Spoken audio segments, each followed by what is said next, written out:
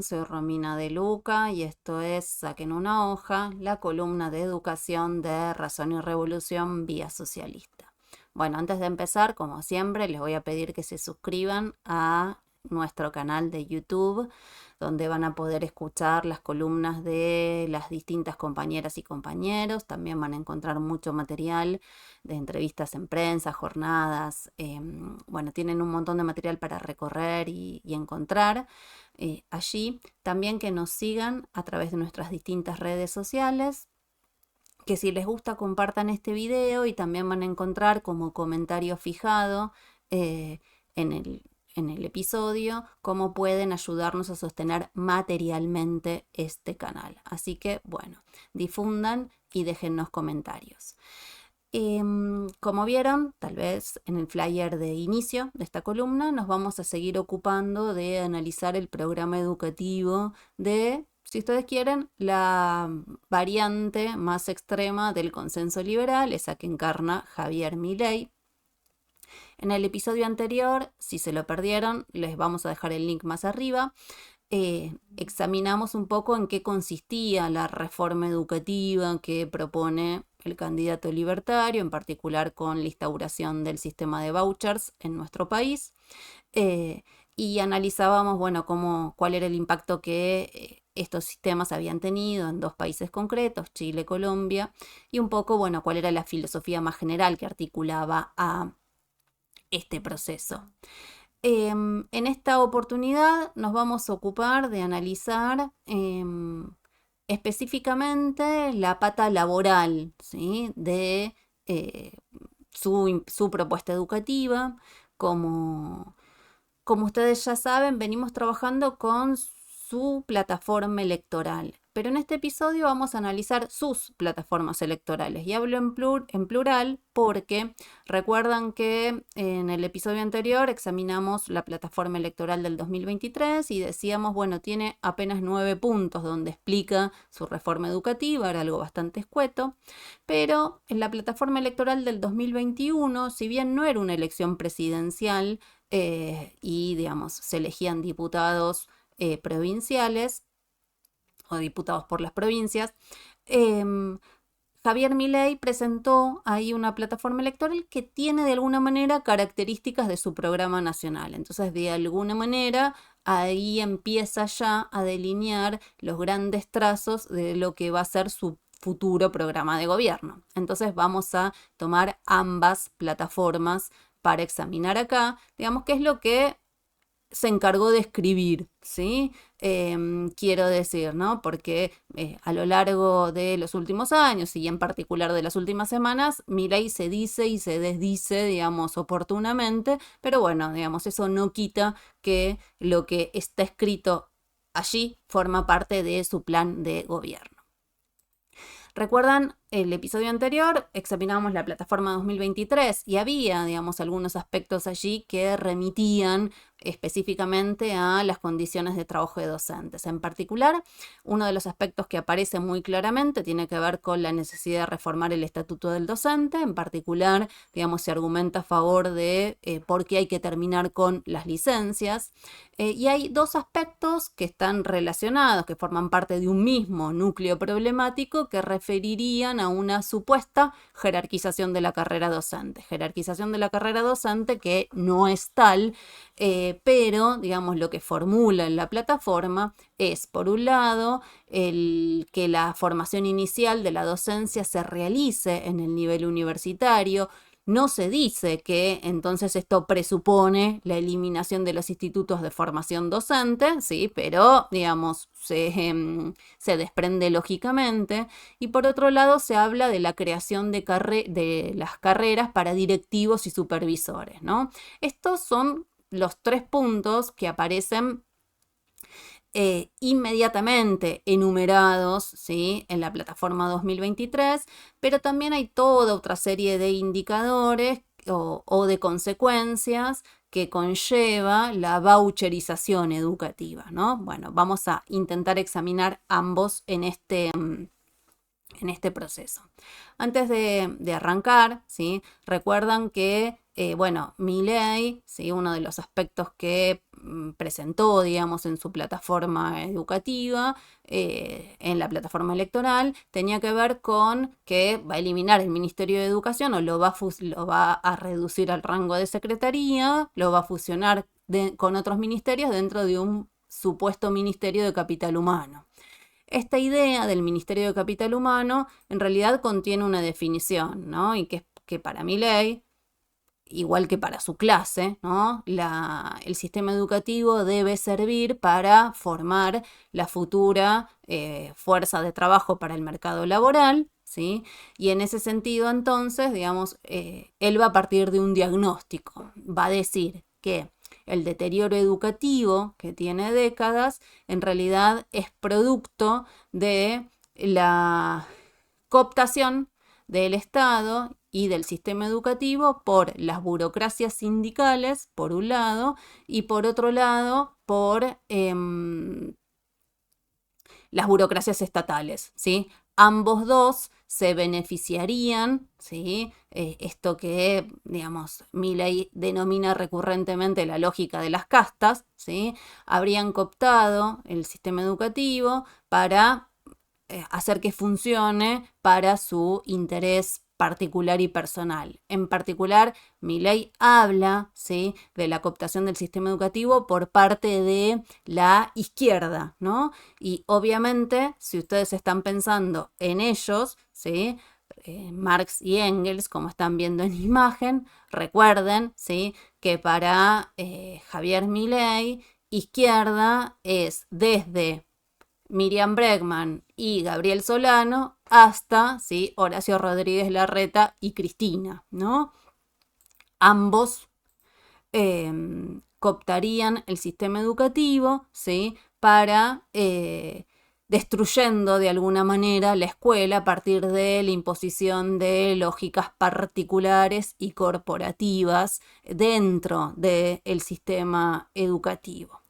En ese sentido, digamos, esto veíamos, ¿sí? Que es una forma de razonamiento similar a lo que plantea Milton Friedman, ¿no? Bueno, acá el problema es la intervención del Estado, la creación de un monopolio y sumado a ese monopolio de, digamos, la introducción de intereses particulares de los sindicatos docentes dentro, digamos, de la vida educativa en detrimento de sus verdaderos protagonistas y usuarios, a saber, las y los estudiantes, ¿no? En ese sentido, de hecho, digamos, Milei en el texto del 2021 va a plantear que, y voy a leer, sí que son los sindicatos los que boicotean con huelgas el dictado de clases en defensa de los intereses de los, comillas, trabajadores de la educación, sin ninguna consideración de los derechos de los alumnos a tener una educación de calidad. Todo esto, por supuesto, avalado por un estatuto del docente que con las prebendas que asegura a los maestros ha eliminado cualquier incentivo meritocrático y ha provocado que el plantel docente se haya ido deteriorando paulatinamente desde ser un cuerpo de maestras y profesores de calidad dedicado a sus alumnos y respetado socialmente, a un gremio controlado por, comillas, trabajadores de la educación, que defiende los intereses de los maestros mediocres y los ñoquis y viola el derecho a una educación de calidad de las jóvenes generaciones. Fíjense que en este diagnóstico aparece algo que venimos explicando en otras columnas, en la columna de Eduardo Sartelli, en la columna de Yanina Arari. Les voy a dejar más arriba la columna de Yanina Arari que examina, les voy a dejar el link de la columna que examina cuál es la relación entre la clase obrera y Milei, porque efectivamente fíjense que este párrafo lo que sintetiza es cuál es la estrategia de Javier Milei, que lo que hace es buscar enfrentar a dos fracciones de la clase obrera que está fragmentada hace décadas en un sector en blanco, en un sector informal, y Milei a lo que apunta de alguna manera es a servirse de esa fracción de la clase obrera más desinstitucionalizada, oponiéndola a esos trabajadores que aún, y aún es la palabra clave, conservan derechos, como en este caso serían las y los docentes, y habla no de derechos laborales que deberían de alguna manera regir para el conjunto de los trabajadores, sino que él habla de prebendas, es decir, de beneficios para un sector, ¿sí? Para un sector como si fueran un premio y no una conquista que, digamos, ha costado sangre, sudor y lágrimas y sobre todo sangre del conjunto de las y los trabajadores. Entonces, fíjense, ¿sí? Que lo que efectivamente Milei hace es intentar, ¿sí? Arrasar con los derechos de esos sectores que aún los conservan, ¿sí? Por eso el estatuto del docente va a ser clave en su plataforma educativa, y lo que propone en realidad es la imposición de eso que hemos llamado en otras columnas un igualitarismo bestial, por la vía de arrasar con los derechos de todos los trabajadores, nivelando hacia abajo eso que les ha explicado Yanina en su columna, ¿no? Y hay un segundo elemento, ¿sí? Que Milei va a plantear, ¿sí? Que tiene que ver con, bueno, ¿cuál es el otro aspecto que obstaculiza la calidad educativa, ¿no?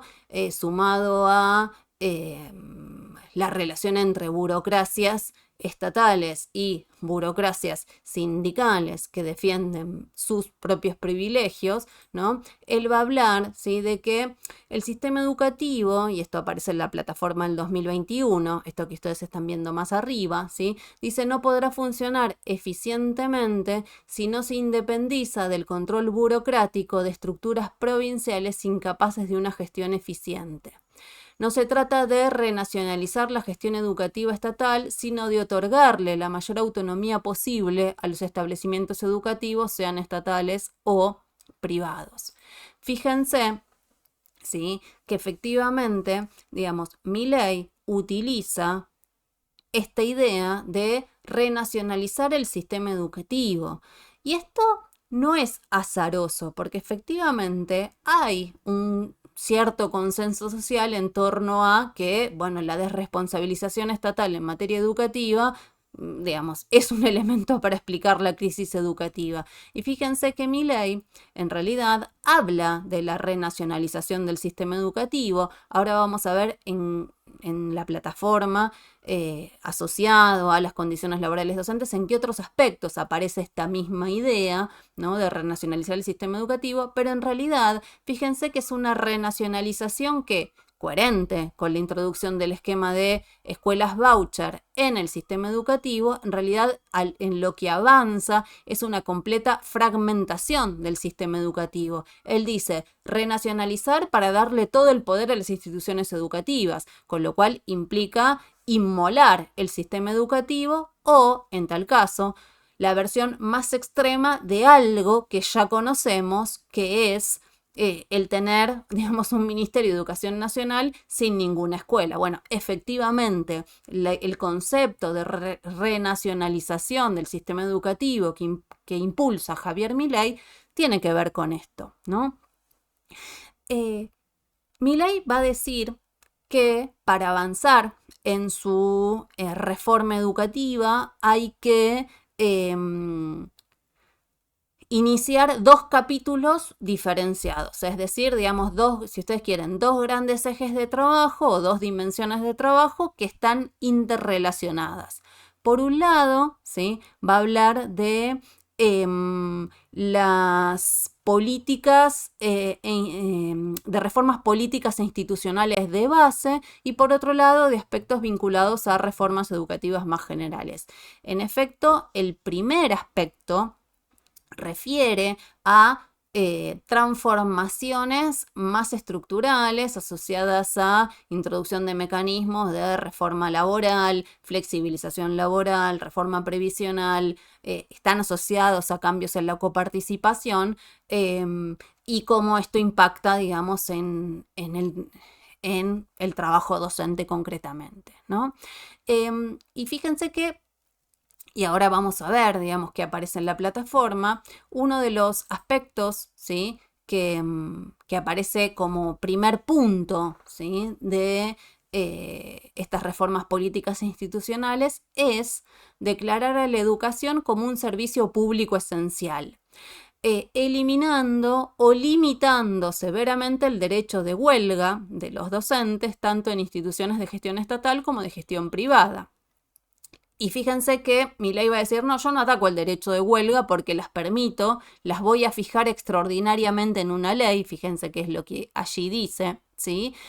Pero no obstante, por más de que taxativamente se fijen, se justifiquen situaciones extraordinarias que ameriten la huelga de los docentes, los días de todas formas no serán abonados, van a ser descontados, diríamos, ¿no?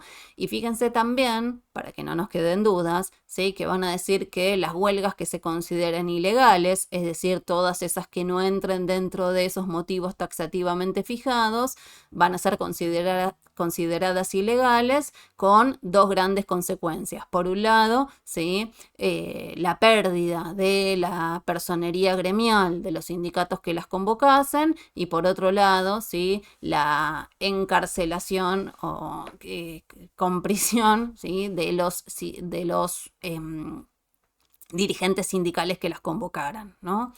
Y en realidad acá lo primero que tenemos que señalar, ¿sí?, tiene que ver con, bueno, efectivamente esta idea de convocar o de designar a la educación como un servicio, ¿sí?, esencial, no es algo privativo u original de la agenda libertaria, ¿sí? Efectivamente, Patricia Bullrich, ¿sí?, declaró lo mismo, que la educación, si triunfa y se impone ella en octubre por sobre Javier Milei, ella va a ser quien declare, ¿sí?, a la educación como un servicio básico esencial. No solo, digamos, Patricia Bullrich ha avanzado en colocar esto en agenda, en realidad podemos decir que se coloca, ¿sí?, dentro de la tradición que inauguró antes, ¿sí?, María Eugenia Vidal, cuando en el año 2018, por ejemplo, con un proyecto un proyecto de ley que presentó un diputado de Elisa Carrió, ¿sí?, en el conflicto de la huelga del año 2018, frente a, digamos, Roberto Baradel, bueno, digamos, ella también intentó avanzar en declarar a la educación como un servicio esencial. Entonces, digamos, tenemos por un lado antecedentes previos, ¿sí? Patricia Bullrich también dijo, ¿sí?, que haría lo mismo.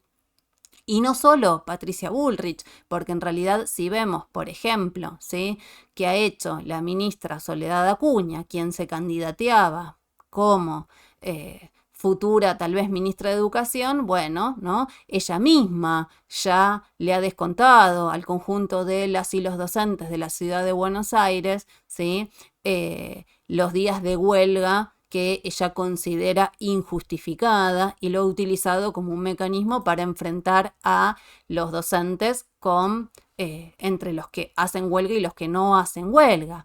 Lo mismo, ¿sí?, aparece en lo que era una posible plataforma, ¿sí?, de gobierno presentada por Soledad Acuña, que tiene muchas chances de ser ministra de Educación, digamos, jurisdiccional o nacional, de imponerse Patricia Bullrich, ¿sí?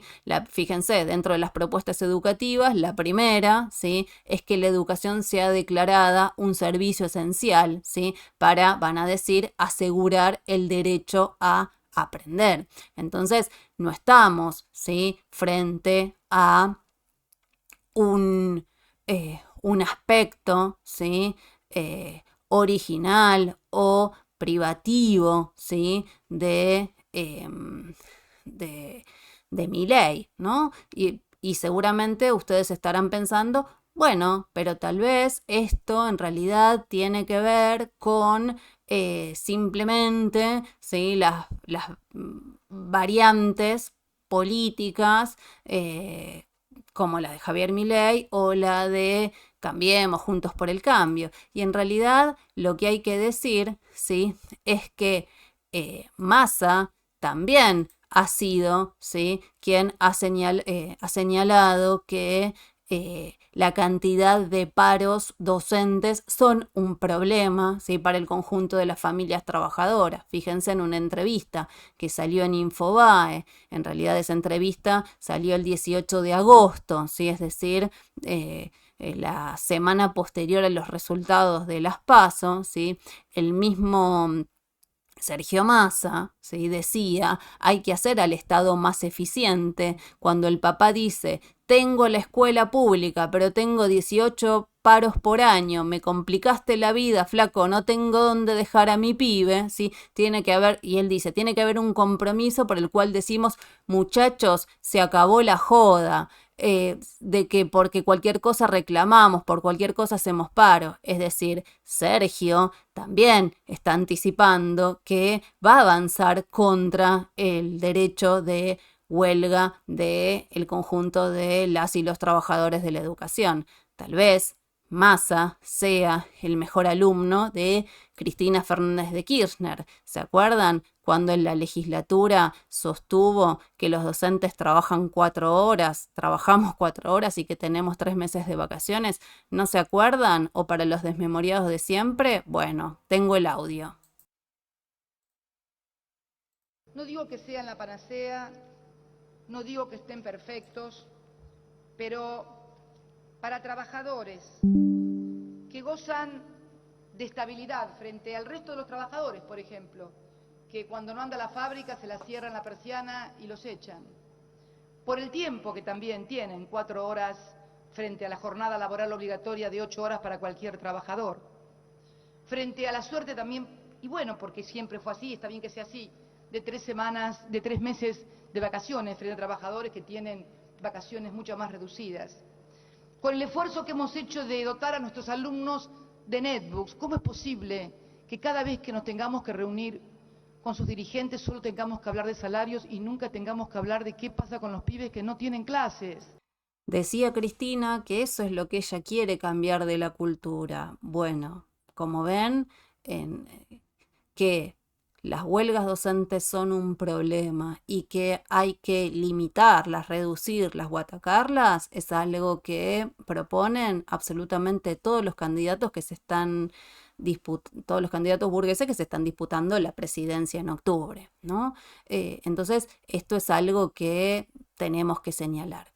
Pero solidario con este aspecto de atacar el derecho a huelga del conjunto de la docencia es que aparece otro punto de la agenda de Milei que tiene que ver con la necesidad de modificar el estatuto del docente. Y quiero dejar algo claro, ¿el estatuto del docente se puede modificar? Sí, ¿podemos modificarlo? Sí, no hay ningún problema de que se pueda modificar, no es algo intocable. El problema es que la burguesía y sus políticos burgueses en realidad reforman el estatuto para socavar las condiciones laborales del conjunto de la docencia, no para mejorar las condiciones laborales y de trabajo del conjunto de la docencia. Entonces, en realidad no tiene que ver con que defendemos el estatuto del docente per se, ¿no? ¿Podríamos modificarlo para mejorarlo? Tranquilamente podríamos modificarlo para mejorarlo, pero no es lo que está como en la agenda, en la propuesta impuesta por el consenso liberal. No es eso hacia donde queremos avanzar. Y efectivamente, algo que, digamos, va a aparecer en la propuesta de Javier Milei tiene que ver con modificar el estatuto del docente, va a decir, ¿no? Para eliminar todas las cláusulas que han coadyuvado a la desjerarquización de la profesión. En especial, y va a mencionar, ¿no? La imposibilidad del despido justificado o no, la determinación de salarios docentes basados en criterio de antigüedad u otros parámetros que no responden a criterios de eficiencia en la gestión individual de los docentes, Las concesiones en materia de enfermedad, ausentismo, licencias y vacaciones pagas que explican parte del sobreempleo estatal, las limitaciones para contratar como maestros o profesores a quienes tienen probadas calificaciones profesionales alternativas, ¿no? Y fíjense que, por un lado, ¿sí?, es muy claro hacia dónde pretende avanzar Milei en la reforma del Estatuto del Docente. Bueno, por un lado, ¿sí?, en realidad lo que él está proponiendo, ¿sí?, es habilitar a el despido en realidad arbitrario e injustificado de las y los docentes. Porque quiero decir que el estatuto del docente ya contempla posibilidades de despido justificados, si eso se llama cesantía o se llama exoneración, eso ya existe, ¿sí? En realidad, lo que quiere hacer Milei es efectivamente avanzar dentro de la flexibilización laboral en introducir, ¿sí?, mecanismos que habiliten al despido injustificado de las y los trabajadores sin ninguna contraparte o peso para la patronal al efectuar ese tipo de despido, ¿no? Entonces, ese es un primer punto que aparece ahí. Luego, ¿sí?, que existen distintas formas de precarización laboral, de flexibilización laboral que se introducen en el estatuto se introducen, digamos, aunque no se modifique el estatuto del docente, digamos, tenemos sobrados ejemplos de que esto puede ocurrir sin que se modifique el estatuto. Basta con mencionar Plan Fines 2, ATR, Forte, Piedas. Bueno, tenemos muchos ejemplos de introducción de mecanismos de flexibilización laboral sin que se reforme el estatuto. Lo que pasa es que Milei pretende dar un salto cualitativo en ese proceso de reforma a través de, digamos, no realizando enfrentamientos entre distintas fracciones de la clase, sino socavando los derechos del conjunto de las y los trabajadores, ¿sí? Y fíjense que de la misma manera, el otro aspecto que aparece enumerado aquí tiene que ver con la necesidad de avanzar en lo mismo, la fragmentación del conjunto de las y los trabajadores a través de la introducción, van a decir, de mecanismos de pluses o incentivos que, digamos, favorezcan, ¿sí?, la carrera, la construcción de carrera y el mérito por parte de las y los docentes. Y en realidad, acá lo que hay que decir, ¿sí?, es que lo cierto es que la carrera docente tiene mecanismos para premiar la carrera individual del conjunto de las y los docentes, el mérito, a través de, digamos, el reconocimiento en los listados de puntaje de los cursos de capacitación, de los postítulos, de los antecedentes culturales y educativos. Es decir, digamos, el sistema educativo actual tiene herramientas que promueven, ¿sí?, el perfeccionamiento de las y los docentes y que les permiten, en términos individuales, por ejemplo, a partir de cómo quedan en el listado de mérito, poder elegir, ¿sí?, de alguna manera en qué escuelas quieren o necesitan trabajar en función de su grupo familiar, de sus intereses particulares, de su ubicación, digamos, de la ubicación de su vivienda, etc. Entonces, no es verdad que no hay ningún mecanismo dentro del sistema educativo que, digamos, introduzca o favorezca la carrera y la formación de las y los docentes. Lo que ocurre es que la propuesta de Javier Milei en realidad lo que busca es, bueno, que esto se traduzca, digamos, en una competencia entre las y los docentes por esos incentivos o esos premios en términos individuales. Y lo cierto es que en relación a este punto hay evidencia en los distintos países de Latinoamérica, desde Uruguay, Brasil, Colombia, Nicaragua, digamos, en Estados Unidos, en Noruega, digamos, todos los países que en Chile, digamos, dentro de Latinoamérica, los países que han introducido distintos mecanismos de incentivos salariales, no es cierto que esto se traduzca necesariamente en una mejora de la calidad educativa, que es lo que parece postular Javier Milei. Por el contrario, digamos, lo que ha ocurrido es que se genera una competencia individual entre los docentes y en realidad no se favorece el trabajo colectivo y en equipo, que es lo que efectivamente hace que mejore la calidad educativa.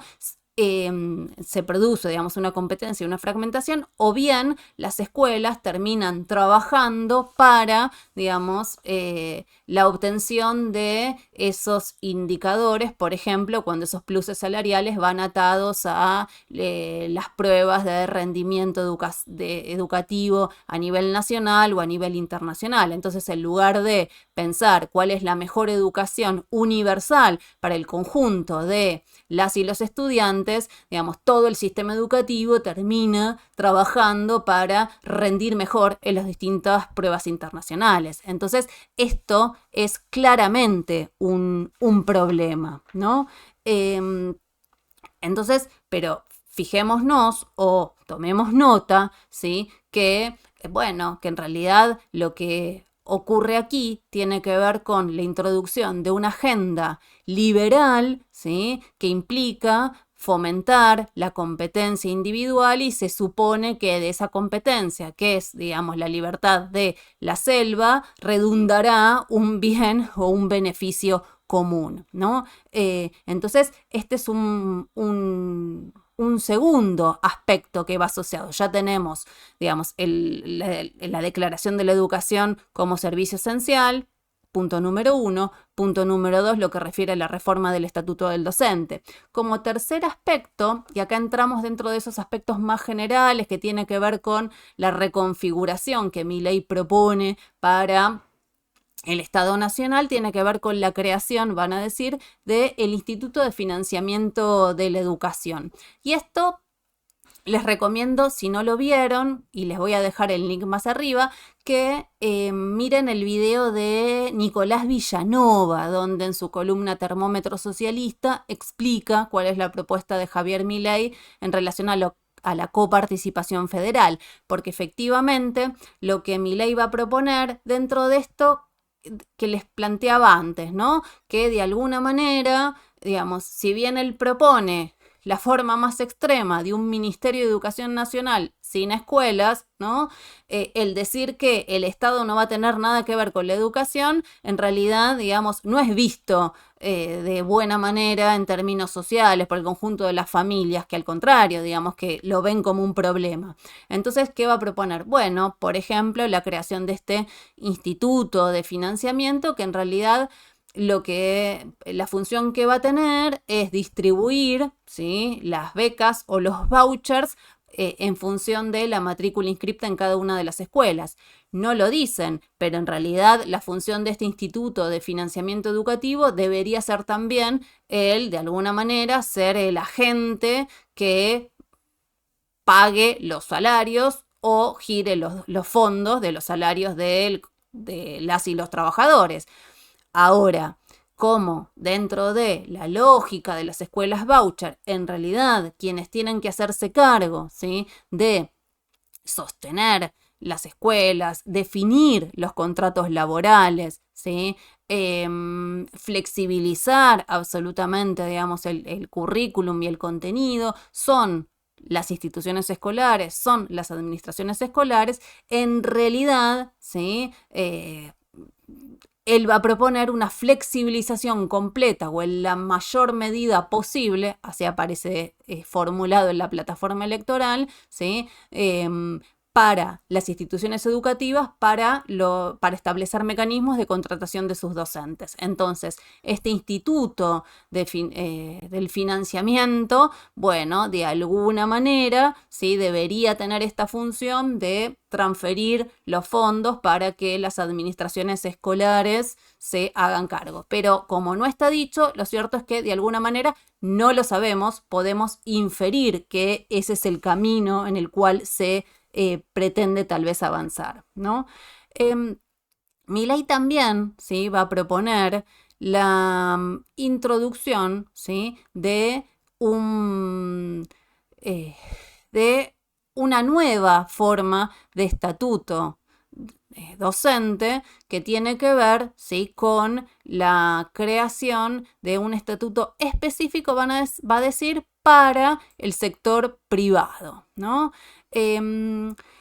Lo cierto es que, digamos, acá hay un punto en el cual, ¿sí?, lo que uno podría argumentar es que ese aspecto de su agenda educativa, en realidad, a lo que remite, ¿sí?, es, o mejor dicho, nos ilumina hacia dónde quiere que vayan las instituciones educativas no privadas, ¿sí?, o dependientes de alguna manera del Estado.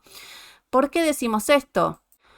Bueno, fíjense, porque en realidad, digamos, lo que mi ley plantea es que por ley se creará un régimen estatutario para las instituciones escolares independientes, es decir, las de gestión privada, que obviamente pueden recibir subsidios estatales, pueden cobrar cuota, ¿sí? Pero lo que va a decir es, van a tener autonomía, ¿sí?, administrativa amplia, ¿sí? Y van a ser ellas las que, digamos, establezcan las relaciones de contratación, despido y flexibilización remuneratoria de las y los docentes. Entonces, fíjense, ¿no?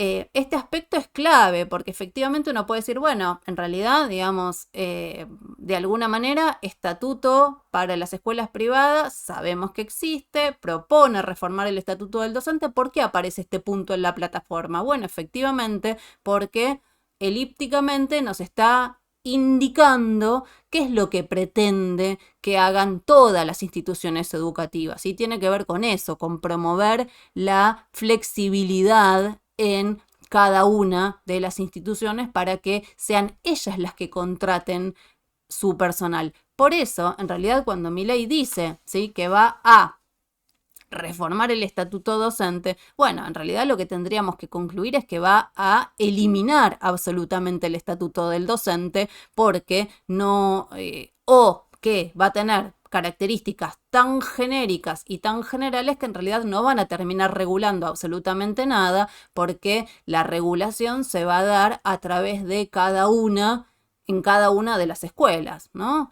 Entonces, bueno, digamos, este aspecto de los estatutos para las instituciones particulares, privadas, en realidad nos iluminan ese horizonte más general. Lo que sí es interesante es que dentro de estos aspectos más generales, Milei va a entender el sentido particular en un sentido amplio. Va a hablar de cámaras, corporaciones, empresas, asociaciones profesionales, como aquellas que pueden gestionar y administrar escuelas, pero también las ONG. Así que si ustedes pensaban que el sector paraestatal, como le llamamos nosotros, de educación, ¿sí?, podía llegar a su fin, en realidad no. Javier Milei se propone ampliarlo y extenderlo aún más.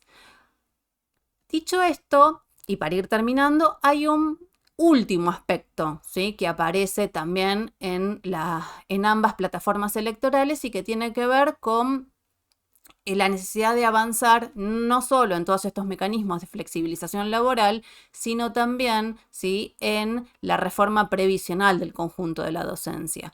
Va de suyo, ¿sí?, que dentro de esta perspectiva, digamos, de pensamiento, el 82% móvil es una prebenda, ¿sí?, un privilegio del sector, ¿sí? Y Milei lo que propone, en términos más generales, es avanzar en un sistema de reparto, es decir, la vuelta a las AFJP de los 90. Entonces, fíjense que en el combo que nos presenta, ¿sí?, el libertario, en realidad tenemos, ¿sí?, ataque a la sindicalización docente, ataque a sus organismos gremiales por la vía de la posible quita de personería, ataque a las condiciones de huelga, eliminación del estatuto del docente, flexibilización extrema de las condiciones de contrato de la docencia y también de la fijación de sus salarios, porque eso va a quedar supeditado a cada una de las escuelas, con lo cual, imagínense, si ya nos parecía un problema que la paritaria en realidad se fijara en 24 jurisdicciones y explicábamos cómo ese mecanismo de la descentralización en realidad lo que permite es pagar el mínimo salario posible en cada una de las jurisdicciones, bueno, efectivamente, imaginen cuál es el horizonte que nos espera como docentes si se introduce la lógica de la voucherización en cada una de las escuelas, ¿no? Entonces, para ir terminando, lo que claramente, digamos, encontramos, ¿sí? Es un ataque a las condiciones del conjunto de la docencia como esa fracción que aún conserva derechos sindicales y gremiales. Obviamente, a lo largo de las últimas décadas podemos encontrar formas de introducción de mecanismos de precarización laboral, de flexibilización laboral, la caída salarial de un salario que no cubre ni la mitad de la canasta de pobreza. Entonces, digamos, hay aspectos en los cuales se avanza sobre las conquistas de las y los trabajadores de la educación sin necesidad de derogar el estatuto. El problema, o mejor dicho, el problema que tenemos, digamos, a partir de la imposición de un consenso liberal es que efectivamente todo el espectro político aparece comprometido en intentar avanzar con más o menos ímpetu o de forma más directa o más larvada, digamos, se propone avanzar en directamente eliminar todas las conquistas que aún conservan las y los docentes y que deberían ser una conquista que tenemos que defender como no solo como organismo específico, particular, ¿sí? Sino también porque es la salvaguarda para el conjunto de los trabajadores. Entonces, acá no pasa por enfrentar a la fracción más precarizada o más desinstitucionalizada o más pauperizada con, digamos, la fracción que aún conserva algunos derechos. ¿Sí? Lo que vemos es que efectivamente el consenso liberal impone, ¿sí? De alguna manera, un ataque para todos y en particular, digamos, nivelando hacia abajo, eso que le llamamos el igualitarismo bestial. Entonces, el desafío tiene que ver con cómo efectivamente las y los trabajadores nos organizamos con un programa de gobierno propio, ¿sí? Que ponga en agenda cuáles son nuestros intereses, cómo construimos un país y no dejarnos llevar, ¿sí? Por estos falsos encantadores de sirenas que en realidad lo que vemos es que pretenden avanzar en el conjunto de todas nuestras conquistas como trabajadores. Bueno, como siempre les digo, si les gustó este episodio, difúndanlo, coméntenlo, ¿sí? Y nos vemos entonces en la próxima columna de esto que es, ustedes saben, saquen una hoja.